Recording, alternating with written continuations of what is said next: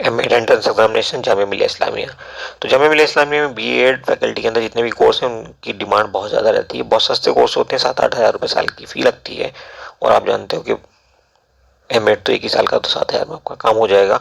ऐसे में यहाँ पे कंपटीशन बहुत ज़्यादा होता है और आपको सही से पढ़ने की ज़रूरत होती है अगर आप चाहते हो एग्ज़ाम में आपको सक्सेस मिले तो। अदरवाइज़ फिर वक्त रहते अगर आपने ध्यान नहीं दिया और प्रॉपरली नहीं पढ़ा तो फिर आप परेशानियों में पड़ जाएंगे। तो इसके लिए क्या करते हैं, आप प्रॉपर एक प्लान बनाइए, उसके अकॉर्डिंग आप आगे बढ़िए। यहाँ पे आप देख रहे हैं ये सिलेबस आपका दिया हुआ है।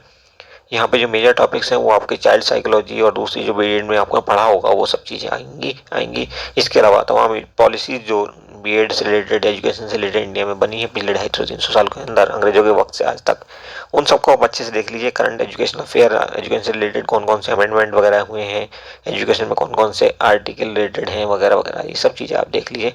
और पिछले 1-2 साल में अगर कोई इंसिडेंट एजुकेशन से रिलेटेड हुई है, कोई नई एजुकेशन पॉलिसी आई है वगैरह वगैरह, तो उसको भी आप अच्छे से देख लीजिए। कौन कौन सी गवर्निंग बॉडी है एजुकेशन से रिलेटेड, एनसीटी वगैरह, एनसीईआरटी वगैरह, इन सबको आप अच्छे से देख लीजिए। कौन चेयरमैन है, कब ये बनी थी, क्या करती है वगैरह वगैरह, या आईसीटी वगैरह, कौन सी ऑर्गेनाइजेशन कौन सी टाइप की एजुकेशन देखती है, कौन सी प्राइमरी एजुकेशन देखती है, कौन सी जूनियर एजुकेशन देखती है, कौन सी सीनियर एजुकेशन देखती है, और कौन सी पीजी यूजी लेवल देखती है वगैरह वगैरह। तो ये सब बातें आपने अच्छे से देखनी चाहिए, सब इन चीज़ों पर आपने अच्छे से ध्यान देना होगा।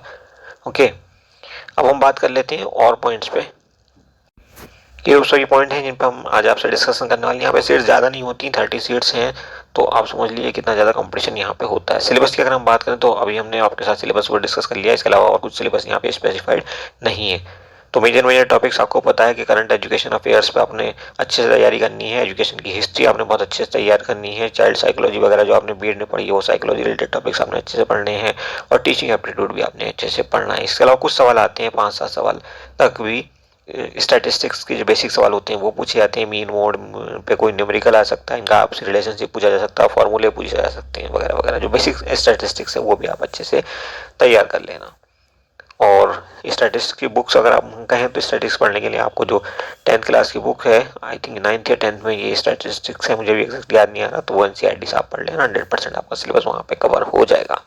ओके, इसके अलावा एक आर गुप्ता की बुक आती है जो टीचिंग एप्टीट्यूड में आपको हेल्प करेगी, आर गुप्ता। बाकी आप बीट कर चुके, अच्छे समझते हो टीचिंग एप्टीट्यूड क्या होता है, किस ढंग के सवाल वहाँ पे आते हैं। इस बुक से को ले लेना, इससे प्रैक्टिस कर लेना। इसका डिस्क्रिप्शन बॉक्स में आपको लिंक भी दे देंगे जिससे आप तैयारी कर सकते हो।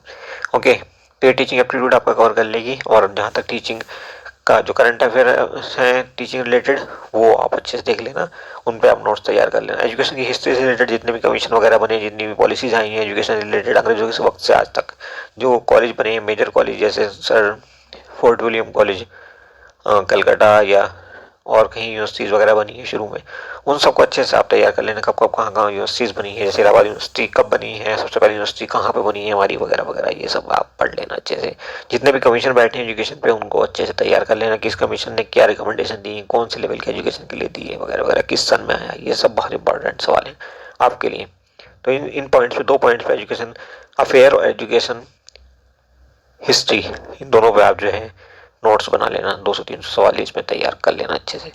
ओके, पुराने क्वेश्चन पेपर की हम बात करें तो आपको मिल जाएंगे ये हमारे टेलीग्राम ग्रुप से, और टेलीग्राम ग्रुप का लिंक आपको डिस्क्रिप्शन बॉक्स से मिल जाएगा। वहाँ पे आपके साथी और बहुत सारे मिलेंगे जिनसे आप अपनी प्रॉब्लम वगैरह डिस्कस कर सकते हो, स्टडी मटेरियल वगैरह शेयर कर सकते हो।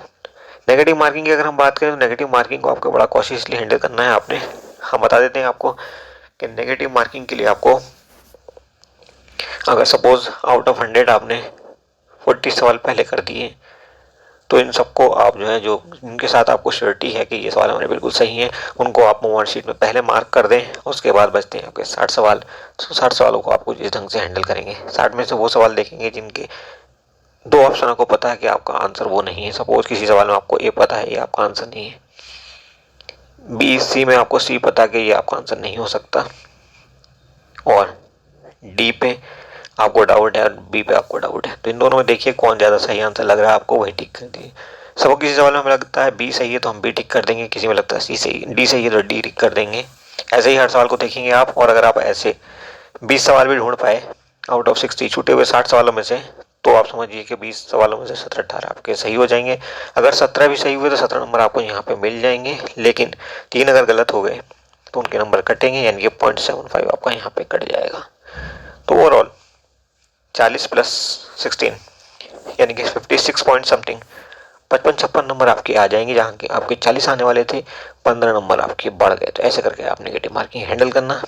और कंपटीशन बहुत ज़्यादा है, इसलिए अपनी तैयारी को अच्छे रखना, कम से कम 60 नंबर लाने की कोशिश ज़रूर करना, अदरवाइज आप दिक्कत में फंस सकते हैं, आपको दिक्कत हो जाएगी। ओके, तो ये था आपका पूरी कंप्लीट प्लानिंग। और इस ढंग से आप तैयारी करिए कि लास्ट के मंथ में एग्जामिनेशन से 1 महीना पहले अपना सिलेबस 4 बार दोहरा लें, उस मंथ में जो कि एग्जाम से पहले वाला मंथ है।